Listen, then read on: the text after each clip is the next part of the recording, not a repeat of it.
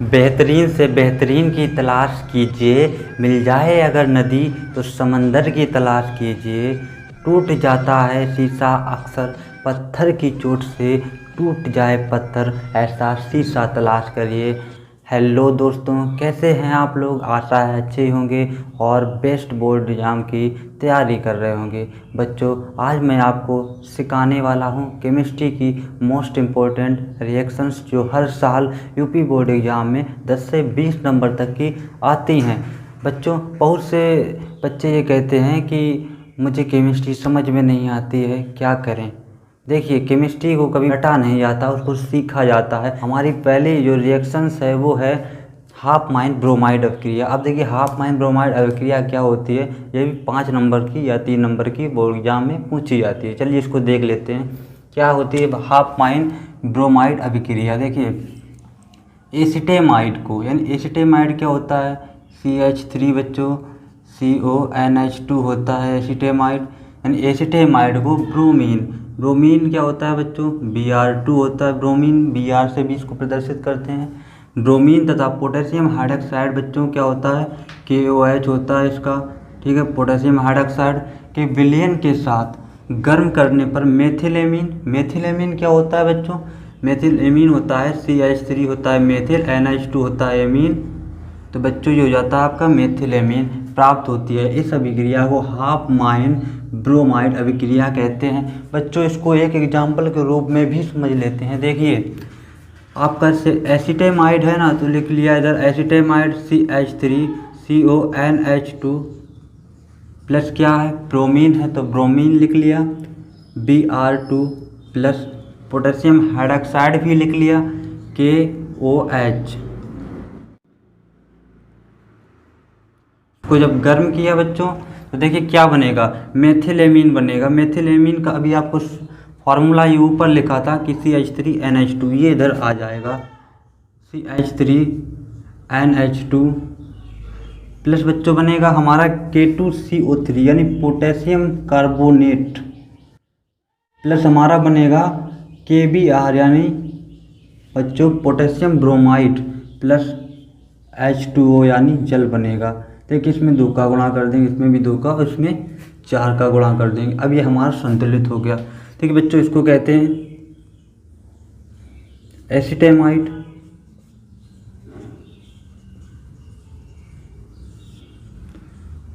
इसको कहते हैं बच्चों ब्रोमीन। इसको कहते हैं बच्चों पोटेशियम हाइड्रॉक्साइड।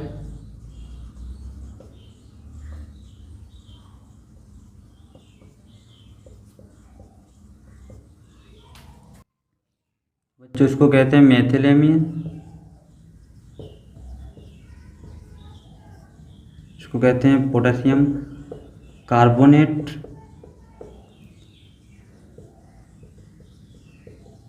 इसको कहते हैं बच्चों पोटेशियम ब्रोमाइड।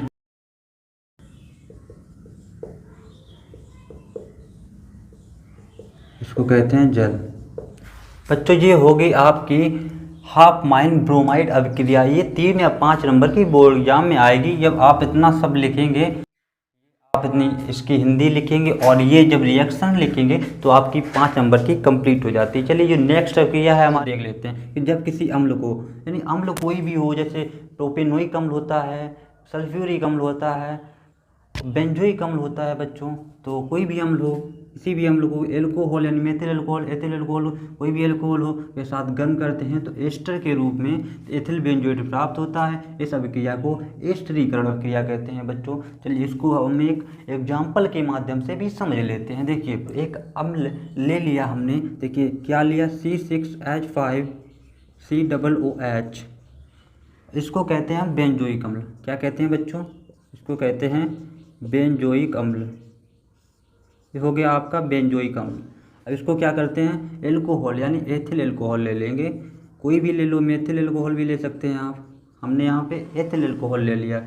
एथिल एल्कोहल को जब हम गर्म करेंगे, देखिए इसमें जो HO, ये जो HO है और ये एक H है, HH2 हो जाएगा और O यानी H2O हो जाएगा। अभी आपको पढ़ाया था कि जल होता है, इसको जल कहते हैं। ये आपका एथिल एल्कोहल हो जाएगा, एथिल एल्कोहल। ये आपका एथिल अल्कोहल है, ठीक है। जब अब H और H OH ये तो क्या माइनस हो गया, अब बचा कितना C6H5COO, C2H5 बचा, C6H5COO, अब इसको कहते हैं एस्टर। क्या कहते हैं? एस्टर कहते हैं। और जो इसका रासायनिक नाम है इसको कहेंगे एथिल बेंजोइट। क्या कहेंगे बच्चों? एथिल बेंजोइट कहेंगे इसको। इसी अभिक्रिया को एस्टरीकरण अभिक्रिया। चलिए बच्चों, अब तीसरी जो अभिक्रिया है वो देख लेते हैं। तीसरी अभिक्रिया क्या है? रोजेन मुंड अपचयन अभिक्रिया। ये भी वेरी वेरी इंपॉर्टेंट है बोर्ड एग्जाम की दृष्टि से। चलिए इसको देखते हैं। देखिए बच्चों, प्रयोगशाला में एसिटिल क्लोराइड क्या होता है बच्चों? एसिटिल क्लोराइड होता है CH3COCl। ये आपका हो गया एसिटिल क्लोराइड, ठीक है। जब एसिटिल क्लोराइड को बच्चों उबलती हुई जाइलीन में पैलेडियम यानी Pd उत्प्रेरक है, ये पैलेडियम तथा बेरियम सल्फेट यानी BaSO4 ये दोनों उत्प्रेरक हैं बच्चों। पैलेडियम और बेरियम सल्फेट, इन दोनों की उपस्थिति में जब हाइड्रोजन यानी H2 हाइड्रोजन द्वारा अपचयन कराने पर एसिटिल्डिहाइड क्या होता है बच्चों? CH3CHOE होता है। एसिटिल्डिहाइड का निर्माण होता है और इस अभिक्रिया को रोजेन मुंड अपचयन अभिक्रिया कहते हैं बच्चों। देखिए इसको एक एग्जाम्पल के तौर पे भी समझ लेते हैं। देखिए बच्चों, सबसे पहले हम यहाँ लिखेंगे एसिटिल क्लोराइड, जैसा इसमें लिखा हुआ है हिंदी में वही हमको उसका रिएक्शन लिखना है। हम लिखेंगे हाइड्रोजन द्वारा अपचयन करा रहे तो यहाँ पे लिखेंगे H2, और उबलती हुई जाइलीन में इसको हम गर्म करते, उबलती हुई जाइलीन में। और जो उत्प्रेरक होते हैं बच्चों क्या होते हैं? Pd और BaSO4। जब इसको हम गर्म करते हैं एसिटिल क्लोराइड को तो बनता क्या है? बनता है बच्चों एसिटिल्डिहाइड यानी CH3CHO बनता है, प्लस HCl हाइड्रोक्लोरिक अम्ल बनता है। इसको कहते हैं एसिटिल्डिहाइड।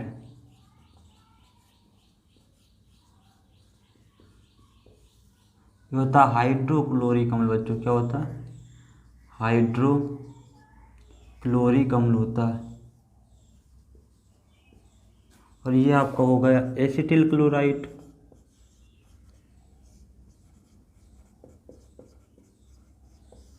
और ये आपका हाइड्रोजन। इसको तो आप जानते हैं, ये पैलेडियम है और ये बेरियम सल्फेट है, ये दोनों उत्प्रेरक हैं। चलिए बच्चों, आपको आशा है आपको अच्छे से ये तीनों अभिक्रियाएँ समझ में आ गई होंगी।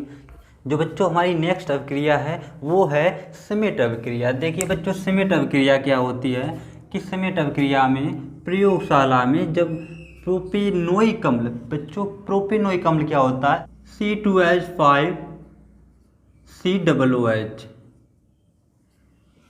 ये IUPAC नाम है। चलिए मैं आपको वीडियो के डिस्क्रिप्शन में हमने एक लिंक दे रखी है जिसमें हमने पूरी अच्छी तरह से आपको IUPAC समझाया है, तो उसमें जाकर देख लेना। वही नाम है ये C2H5COOH। प्रोपेनोइक अम्ल को जब हाइड्रोजोइक अम्ल के साथ, यानी हाइड्रोजोइक क्या होता है? N3H, या फिर ऐसे भी लिख HN3 के साथ गर्म करने पर एथिलेमीन, अभी पढ़ा था बच्चों,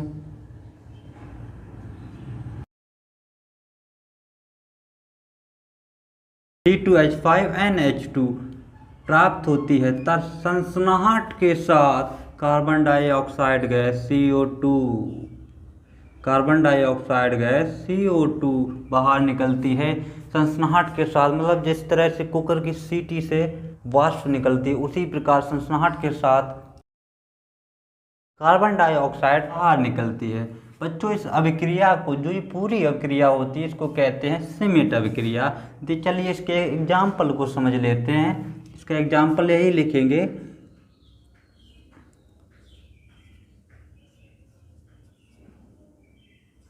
ये आपका हो गया प्रोपेनोइक अम्ल,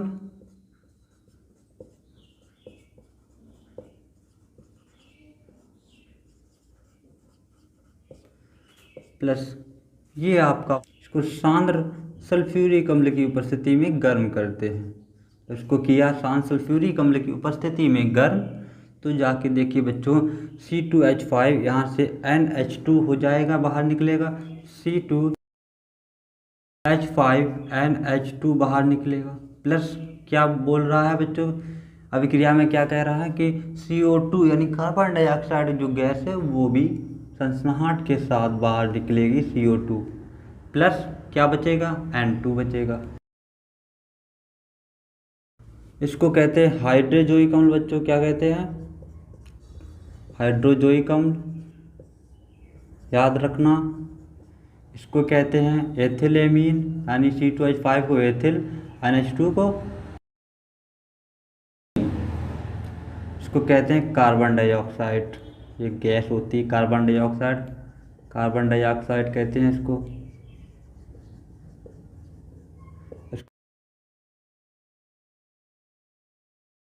रीमन अभिक्रिया क्या होती है इसको भी देख लेते हैं कि जब फिनोल को, फिनोल क्या होता है C6H5OH होता है, इसको कहते हैं फिनोल, C6H5COH होता है, इसको फिनोल कहते हैं। फिनोल को क्लोरोफॉर्म, क्लोरोफॉर्म क्या होता है CHCl3, इसको कहते हैं क्लोरोफॉर्म। क्लोरोफॉर्म होता है एल्कोहलिक KOH यानी पोटेशियम हाइड्रॉक्साइड के साथ गर्म करते हैं तब आर्थो सैल्सिल्डिहाइड बनता है, इसे रीमर्टिमन अभिक्रिया कहते हैं। देखिए इसको एक उदाहरण के माध्यम से समझ लेते हैं, एग्जाम्पल के तौर पे इसको हम समझ लेते हैं बच्चों। देखिए सबसे पहले हम इसको एक एरोमेटिक के रूप में समझेंगे। ये हो गया आपका फिनॉल OH, ये आपका फिनॉल है, ये आपका क्लोरोफॉर्म है, ये आपका क्या है फिनॉल है, ये आपका क्लोरोफॉर्म है, प्लस एल्कोहलिक KOH यानी पोटेशियम हाइड्रॉक्साइड, कैसा है एल्कोहलिक है, 3 का गुणा कर दें, जिसको हम गर्म करते हैं तो देखिए बच्चों क्या बनता है,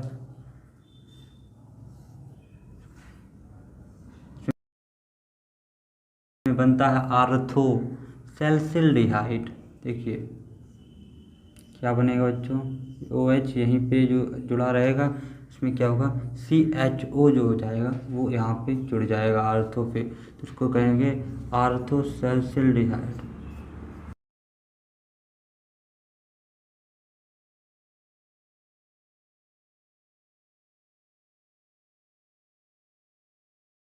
कहेंगे आर्थो सैल्सिल्डिहाइड, प्लस जो बचेगा बच्चों 3KCl बचेगा, प्लस 2H2O, इसको कहेंगे पोटेशियम क्लोराइड।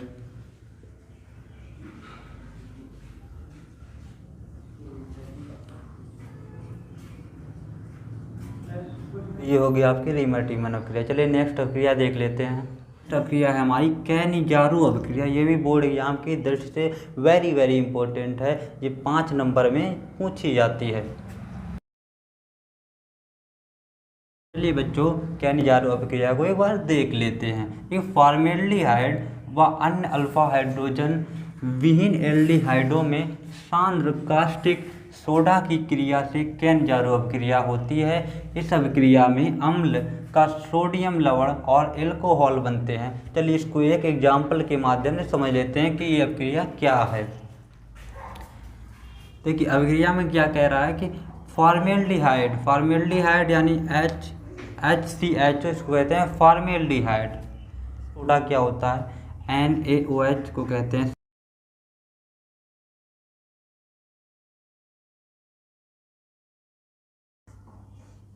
या फिर कास्टिक सोडा,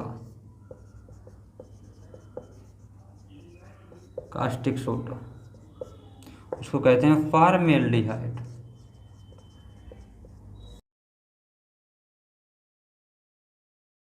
फॉर्मेल्डिहाइड को जब हम सोडियम हाइड्रॉक्साइड जिसको कास्टिक सोडा भी कहते हैं, इसके साथ जब गर्म करते हैं देखिए क्या बनता है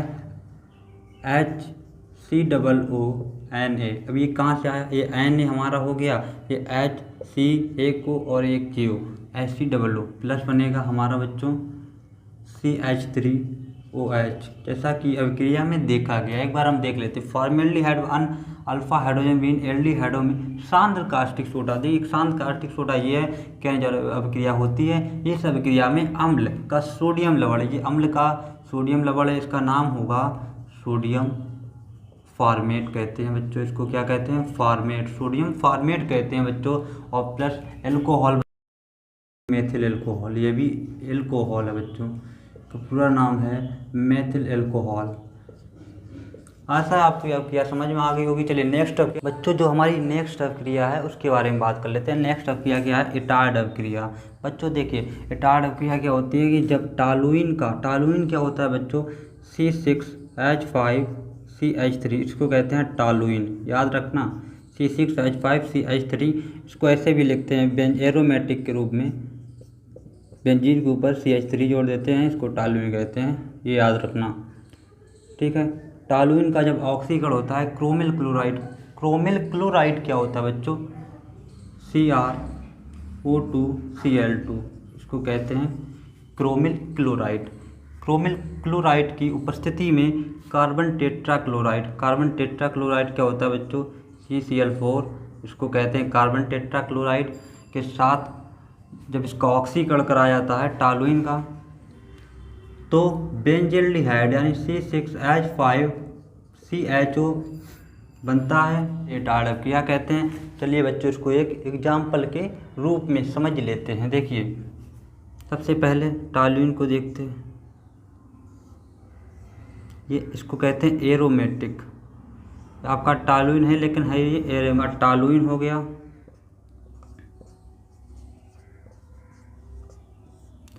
इसको जब हम कार्बन टेट्राक्लोराइड के साथ क्रोमिल क्लोराइड की उपस्थिति में जब गर्म करते हैं, तो जाके बच्चों सबसे पहले एक ब्राउन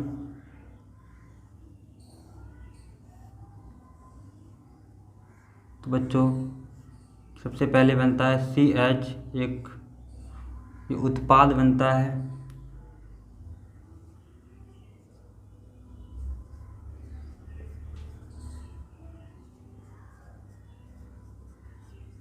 ठीक है। जब इसको पुनः इस उत्पाद की क्रिया जो है इसकी जल के साथ जब कराएंगे तब जाके हमको प्राप्त होता है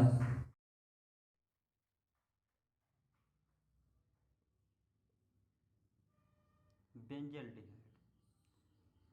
यहाँ लिख देंगे CHO, ये आपका हो गया बेंजल्डिहाइड। एक बार इसको फिर से देख लेते हैं कि जब टॉलुइन का ऑक्सीकरण क्रोमिल क्लोराइड की उपस्थिति में बच्चों कार्बन टेट्राक्लोराइड के साथ होता है तो बेंजल्डिहाइड का निर्माण होता है बच्चों। इस अभिक्रिया को इटार्ड अभिक्रिया कहते हैं। ये आपका टॉलुइन हो गया, ये कार्बन टेट्राक्लोराइड हो गया,